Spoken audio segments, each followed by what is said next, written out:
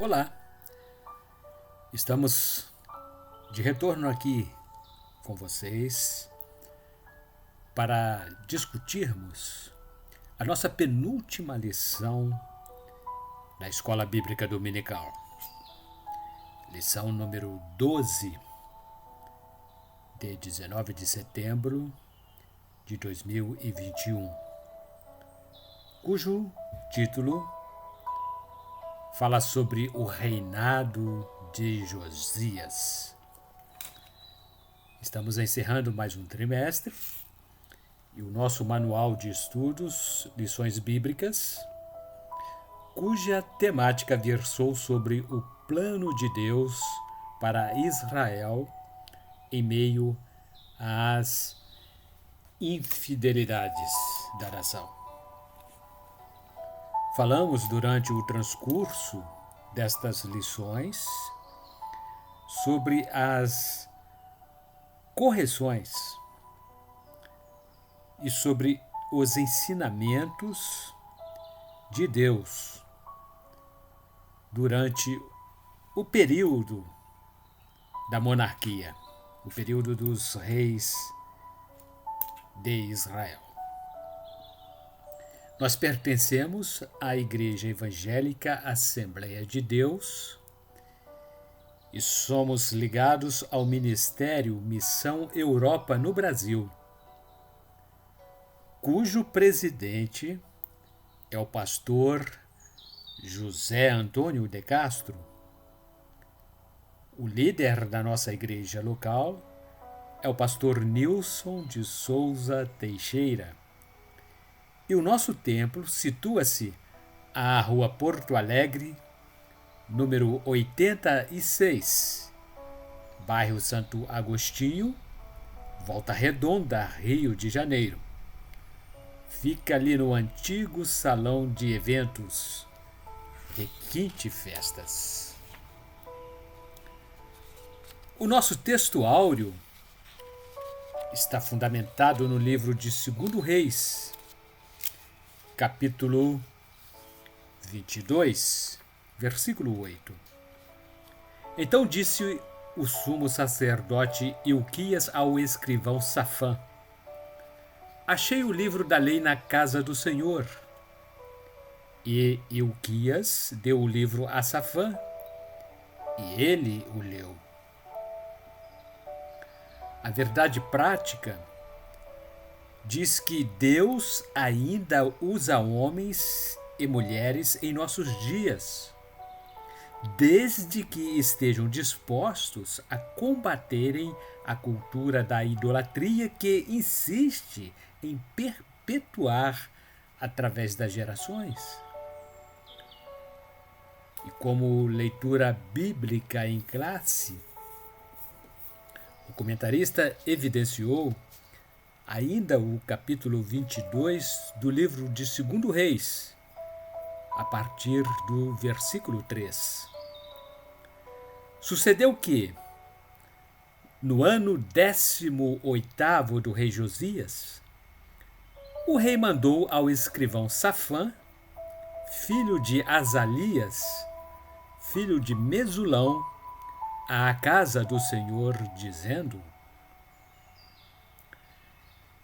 Nesta época, Josias tinha 26 anos de idade, ocasião em que deu início aos reparos do templo, seu primeiro passo na reforma que influenciou os aspectos religiosos do reino de Judá. Sua primeira ação foi verificar se havia orçamento financeiro e quanto em espécie estava guardado nos cofres do templo. O rei Josias comissionou o oficial Safã como responsável pelas reformas do templo. Recolheu um relatório contábil sobre a verdadeira situação das finanças do templo. Seu ancestral Manassés, ou melhor, Manassés, havia contaminado o ambiente religioso do templo, introduzindo adoração a deuses pagãos e construindo altares idólatras. Todas essas coisas o rei Josias teve de remover do interior do templo. Safã tomou as medidas iniciais para colocar tudo em ordem, pois a administração do templo havia entrado em decadência. E o versículo 4 deste nosso texto de leitura bíblica em classe registra o seguinte: sobe a Hilquias, o sumo sacerdote, para que tome o dinheiro que se trouxe à casa do Senhor, o qual os guardas do umbral da porta ajuntaram do povo. Hilquias reunia conhecimento do valor que havia guardado para se dar início à obra de restauração do templo. O povo trouxe uma oferta especial para aquele propósito. Acredita-se que caixas de coletas foram utilizadas para recolhimento do dinheiro trazido pelo povo. As caixas coletoras foram colocadas na entrada do átrio do templo e guardas foram encarregados de guardarem as caixas, certificando-se de que o dinheiro seria apropriadamente recolhido. Os levitas faziam esse serviço de vigiar as caixas, chamadas de tesouro do templo. Os guardas eram os responsáveis pela coleta, guarda, contagem e proteção das ofertas trazidas ao templo. Seus principais deveres era a guarda dos tesouros gerais do templo. Capítulo 22, versículo 5 do nosso texto de referência diz: e que o deem na mão dos que têm cargo da obra e estão encarregados da casa do Senhor, para que o deem àqueles que fazem a obra que há na casa do Senhor, para repararem as fendas da casa. Os levitas, encarregados da tarefa de recolher o dinheiro das ofertas, tinham ainda a responsabilidade de distribuí-las entre os operários civis que realizavam o trabalho de restauração do templo. Eles faziam a entrega dos valores aos supervisores que, por sua vez, os distribuíam entre os operários da construção. Ninguém fazia a contagem do dinheiro, pois os tesoureiros e os supervisores eram todos homens honestos, merecedores de total confiança. Eles cumpriam religiosamente os seus deveres sem nenhum problema. Capítulo 22, versículo 8. Então disse o sumo sacerdote Hilquias ao escrivão Safã: achei o livro da lei na casa do Senhor. E Hilquias deu o livro a Safã e ele o leu. Durante o processo de reparos do templo, uma ocorrência inusitada aconteceu. O sumo sacerdote Hilquias havia encontrado uma cópia do livro da lei. Alguns acreditam ser a totalidade dos livros do Pentateuco. O texto lido tratava dos deveres essenciais do culto prestado a Deus, juntamente com suas aplicações práticas. O rolo encontrado havia se tornado uma peça fundamental para a reforma. Agora, capítulo 23 do livro de 2 Reis, versículo 2, dando continuidade aos textos da nossa leitura bíblica em classe. O rei subiu à casa do Senhor, e com ele todos os homens de Judá e todos os moradores de Jerusalém, os sacerdotes, os profetas e todo o povo, desde o menor até ao maior, e leu aos ouvidos deles todas as palavras do livro da aliança que se achou na casa do Senhor. Homens vieram de todas as direções dos territórios de Jerusalém e de Judá, com a finalidade de realizarem uma assembleia. Profetas e sacerdotes vieram para o evento solene, incluindo Jeremias e Sofonias e a profetisa Hulda.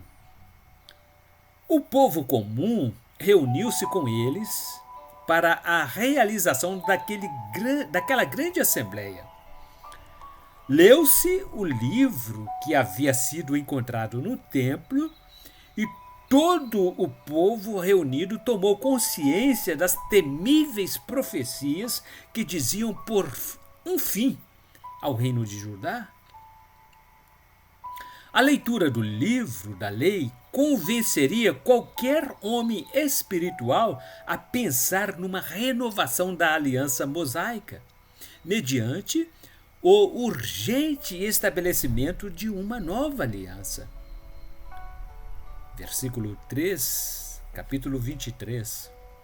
E o rei se pôs em pé junto à coluna e fez a aliança perante o Senhor, para seguirem o Senhor e guardarem os seus mandamentos, os seus testemunhos e os seus estatutos, com todo o coração e com toda a alma, confirmando as palavras desta aliança que estavam escritas naquele livro.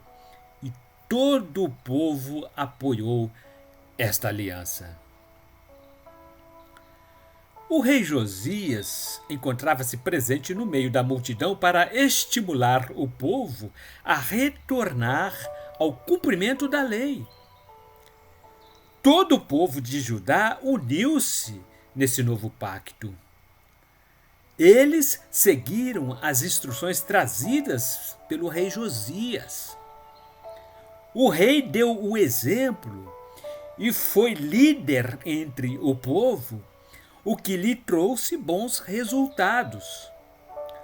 Algum tipo de cerimônia foi realizada, ocasião em que o povo comprometeu-se a dar ouvidos às instruções do novo pacto. O rei Josias foi o mediador do novo pacto, através da leitura do livro da lei encontrado no interior do templo. As reformas anteriores realizadas pelo rei Ezequias não haviam perduradas.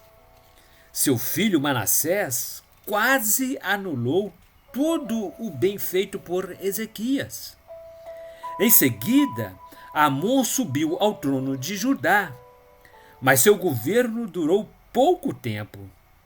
Mesmo assim, realizou uma série de coisas prejudiciais. Josias, seu filho, sucedeu no trono como um dos melhores reis de Judá em todos os tempos. Ele foi o autor de um novo pacto, que confirmou uma vez mais as provisões do pacto de Moisés. Josias impôs uma extensa reforma religiosa. Todavia, nem mesmo essa reforma foi suficiente para impedir o cativeiro de Judá na Babilônia, por ser muito tardia e muito pequena. Apenas 20 anos separaram o cativeiro babilônico do estado atual do reino de Judá. Josias foi rei de 640 a 609 a.C. E o cativeiro babilônico veio ocorrer no ano de 597 a.C. O verdadeiro trabalho de reparos do templo somente veio a ocorrer no 18º ano do reinado de Josias, ou seja, em 621 a.C.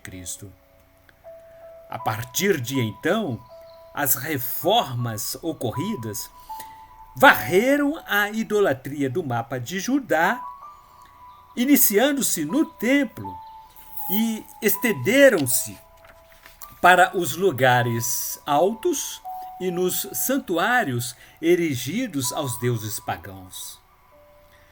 Josias fez uma varredura geral em toda a casa. Ele limpou o templo das coisas imundas para Deus, mas não tinha autonomia e poder para mudar a mente e o coração do povo de Judá, que tanto se apegara à idolatria implantada na nação. As corrupções que assolavam o povo foram suprimidas, mas continuavam abrigando-se no coração e na mente daquele povo. Nenhuma reforma seria bem-sucedida e não poderia ser bem-sucedida se não fosse tratada na fonte da origem de todos os males, o coração do ser humano.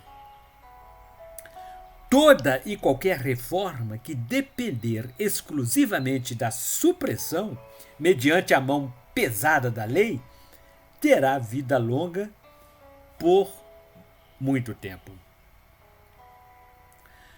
No capítulo 23 ainda, versículo 4, assim registra: E o rei mandou ao sumo sacerdote Ilquias, aos sacerdotes da segunda ordem e aos guardas do umbral da porta, que tirassem do templo do Senhor todos os vasos que se tinham feito para Baal, para o bosque e para todo o exército dos céus, e os queimou fora de Jerusalém, nos campos de Cedron, e levou as cinzas deles a Betel.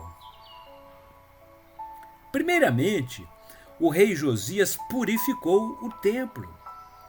A despeito de tudo o que o rei Ezequias havia feito, por causa da infestação da idolatria implantada por Manassés, a idolatria havia retornado, não somente aos lugares altos e santuários distribuídos por toda Judá, mas ao próprio templo. Foi necessário que o rei Josias ordenasse ao sumo sacerdote Ilquias para que fizesse uma limpeza geral no templo de Jerusalém. Os sacerdotes removeram as imagens dos deuses pagãos e as queimaram nos campos de Cedron.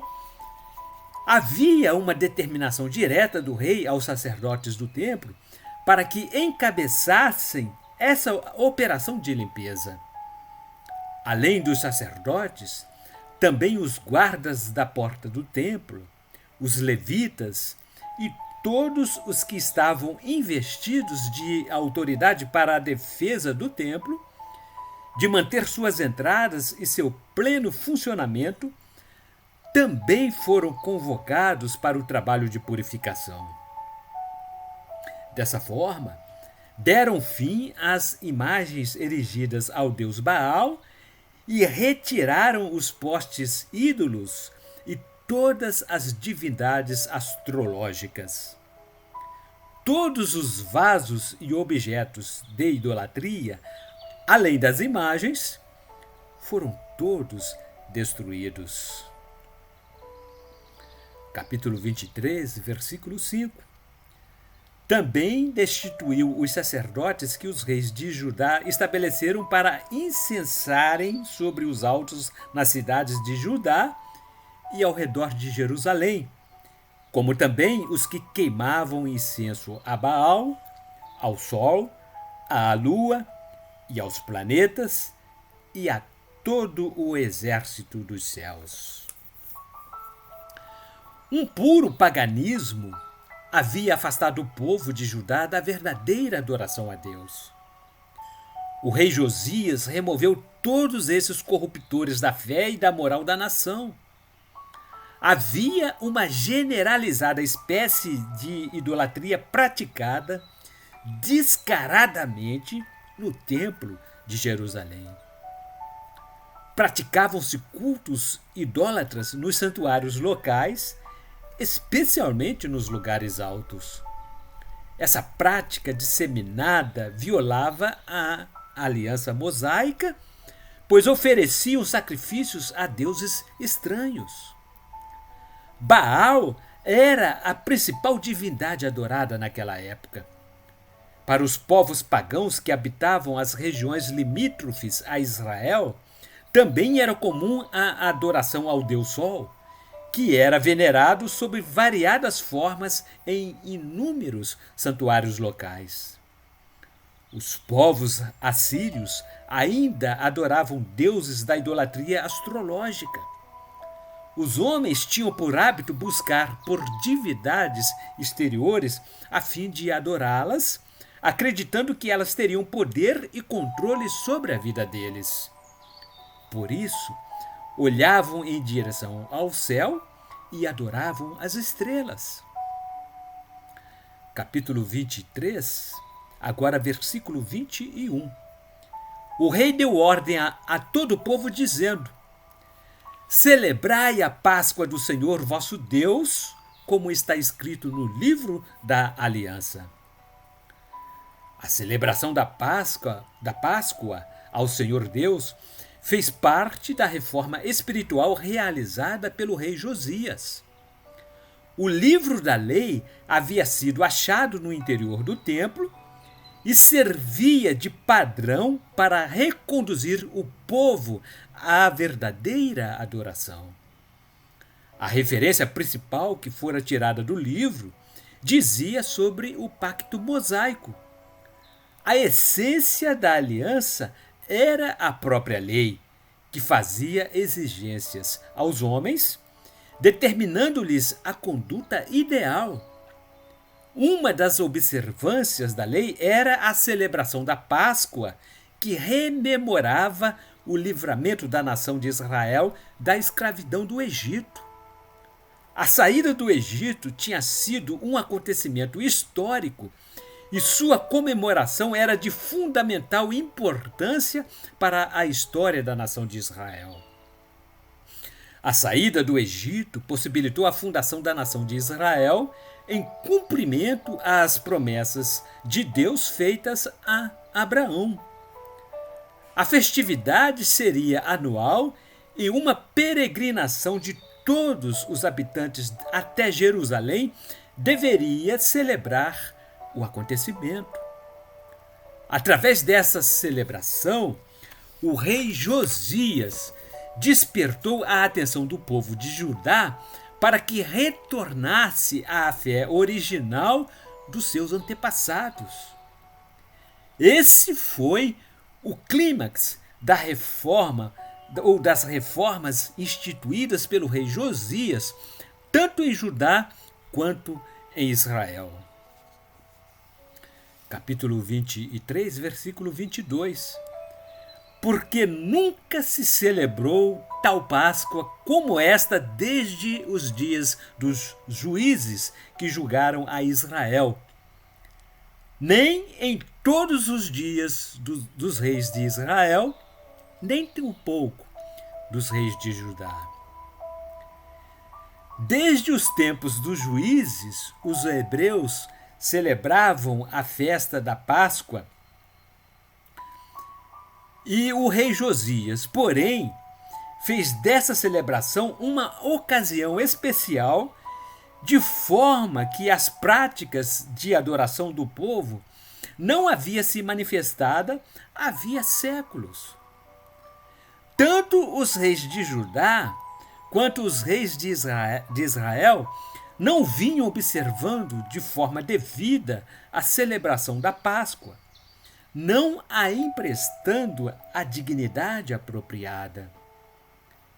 Uma celebração nacional foi organizada e dela um remanescente dos povos da ex-nação do norte, Israel, também participou. Capítulo 23, versículo 25. Antes dele não houve rei semelhante, que se convertesse ao Senhor com todo o seu coração, com toda a sua alma e com todas as suas forças, conforme toda a lei de Moisés. E depois dele nunca se levantou outro tal. O rei Ezequias foi muito elogiado pelas reformas implementadas durante o seu reinado. Mas o rei Josias recebeu louvores mais intensos. Louvores intensos foram a ele dispensados. O padrão espiritual para julgamento dos reis de Israel e de Judá girava em torno de quanto eles haviam guardado os mandamentos da legislação mosaica. Davi foi o rei ideal. No entanto, cometeu alguns pecados horripilantes, mas nunca, em nenhuma ocasião, ele se envolveu em cultos idólatras a deuses pagãos. Davi sempre demonstrou-se zeloso na defesa das antigas instituições, cujas tradições e leis haviam sido transmitidas por Moisés. Era o cumprimento da lei mosaica que tornava a nação de Israel distinta das demais nações. A observância fiel da lei tinha como recompensa divina o prolongamento da vida sobre a terra.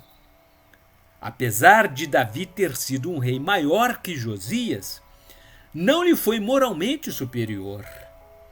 Josias sentiu e adorou a Deus com sinceridade de coração, com zelo e constância, tendo extrema veneração por todos os mandamentos do Senhor. E como objetivos geral e específicos, nós observaremos os seguintes: assinalar o avivamento gerado pelo rei Josias à nação, destacar o encontro do livro da lei e o entusiasmo do rei Josias, destacar a dedicação do rei Josias ao mandar destruir todos os ídolos e salientar o retorno da celebração da festa da Páscoa. E na introdução, nós veremos que o rei Josias foi o último dos monarcas justos do reino de Judá. Nunca ninguém se pareceu com ele, que se esforçou para que o povo se reconciliasse com Deus e abandonasse a idolatria. Josias foi um grande rei, cuja benfeitoria expurgou do país todas as falsas divindades que foram colocadas no templo pelos seus antepassados para serem adoradas. Ao tomar ciência de que o livro sagrado havia sido achado no interior do templo, Josias deu início ao retorno do povo à adoração ao verdadeiro Deus, cuja renovação espiritual foi a mais impactante em toda a história de Israel. E como tema do nosso primeiro item, Josias repara o templo. E na sua primeira subdivisão, o título é Achei o livro da lei no templo do Senhor. O rei Josias ordenou ao escrivão Safã e a outros seus assessores que introduzissem os primeiros reparos no templo do Senhor. Determinou que eles fossem ao encontro do sumo sacerdote Ilquias e arrecadassem todos os recursos financeiros possíveis para que fossem implementados na reforma do templo. Safã teve uma enorme surpresa ao receber das mãos de Ilquias o livro da lei que ele havia achado no interior do templo. Por causa do esquecimento desta carta magna, observa-se o quanto era o nível de desinteresse das coisas espirituais, não apenas pelo livro sagrado, mas pelo cumprimento das leis divinas impressas nele. E o título da segunda subdivisão deste primeiro item: o rei rasgou suas vestes. Ao tomar ciência do conteúdo do livro da lei, o escrivão Safã levou-o imediatamente ao conhecimento do rei Josias. O rei leu o livro tão avidamente, ficou tão pasmado diante da triste realidade da nação, sentiu na pele a dor do descumprimento das ordenanças divinas, que rasgou as suas vestes em sinal de tristeza e consternação. O rei Josias foi impactado pelas mensagens escritas naquele livro. Ele não se justificou diante de Deus, mas sentiu os próprios pecados e os pecados da nação. Também não culpou a ninguém, simplesmente humilhou-se. Rasgou suas vestimentas como demonstração de arrependimento e piedade pelos pecados da nação. E no subitem número 3, o nosso tema fala: entendendo a vontade de Deus.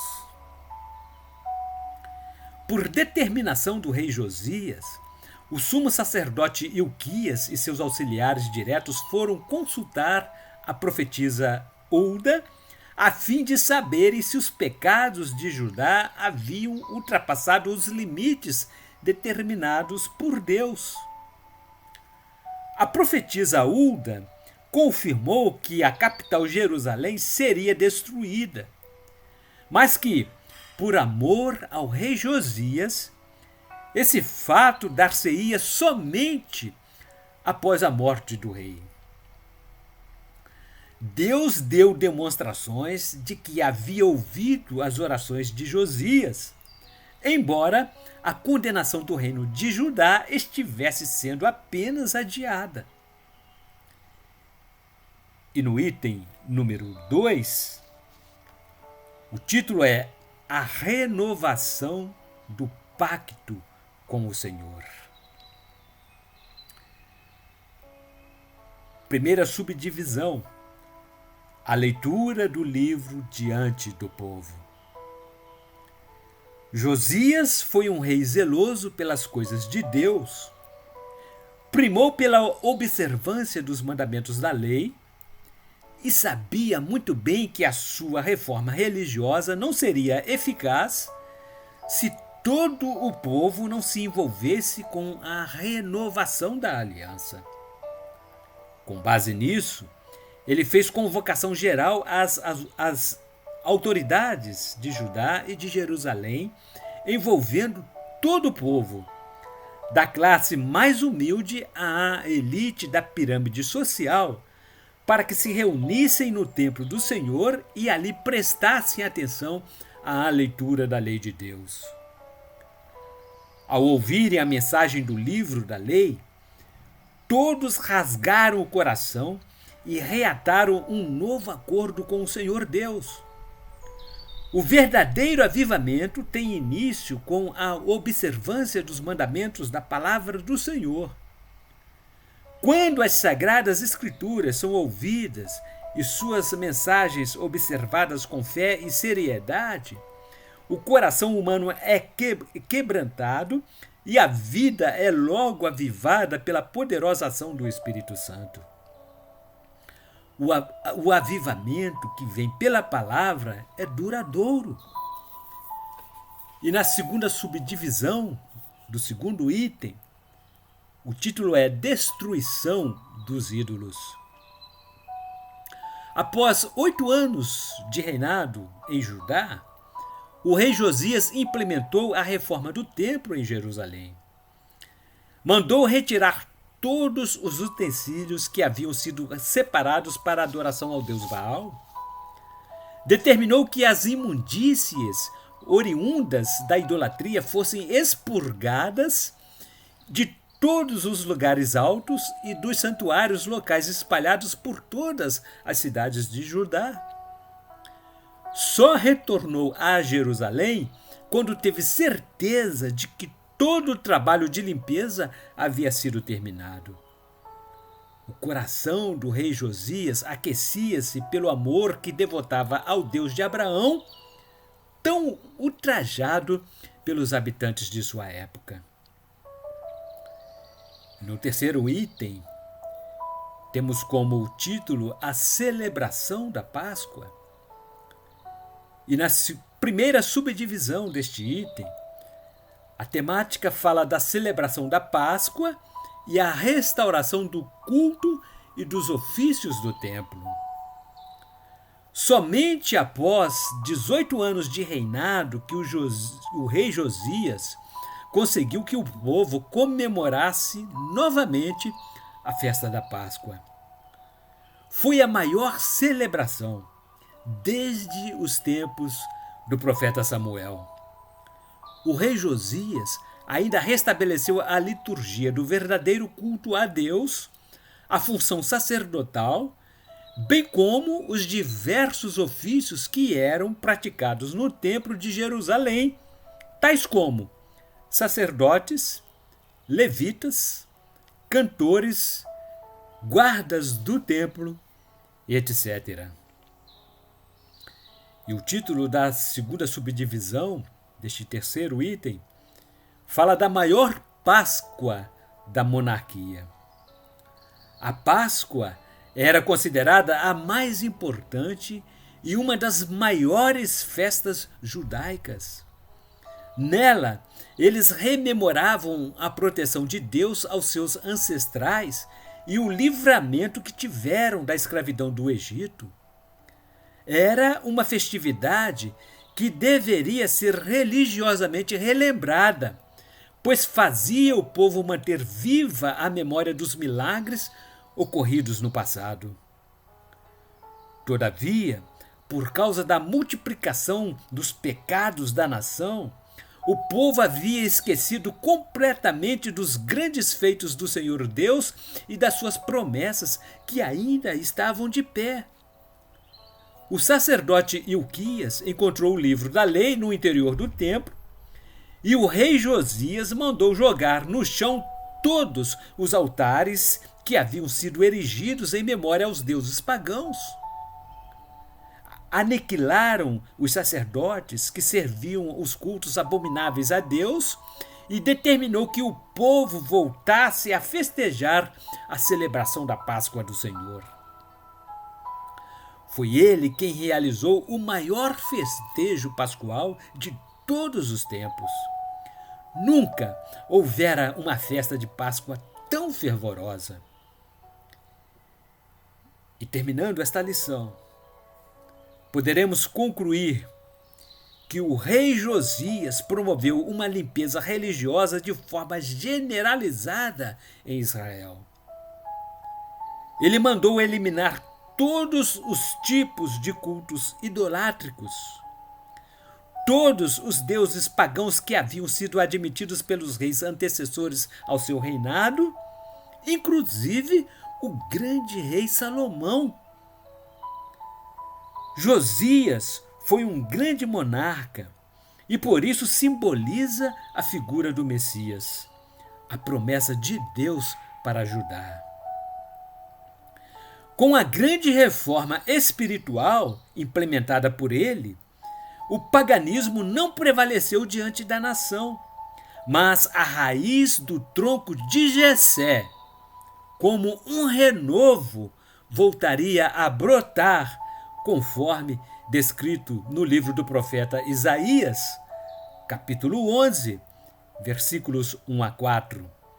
Porque brotará um rebento do tronco de Jessé, e das suas raízes um renovo frutificará, e repousará sobre ele o Espírito do Senhor, o Espírito de sabedoria, de entendimento, o espírito de conselho e de fortaleza, o espírito de conhecimento e de temor do Senhor. E deleitar-se-á no temor do Senhor, e não julgará segundo a vista dos seus olhos, nem repreenderá segundo o ouvir dos seus ouvidos, mas julgará com justiça os pobres e repreenderá com equidade aos mansos da terra, e ferirá a terra com a vara da sua boca, e com o sopro dos seus lábios matará ao ímpio. Capítulo 11 de Isaías, versículos 1 a 4. Na próxima semana, estaremos trazendo para vocês a nossa última lição, encerrando assim esta série de lições sobre os reis de Judá e de Israel durante este trimestre. Semana próxima, falaremos sobre o cativeiro de Judá. Até lá, e que Deus a todos abundantemente continue abençoando.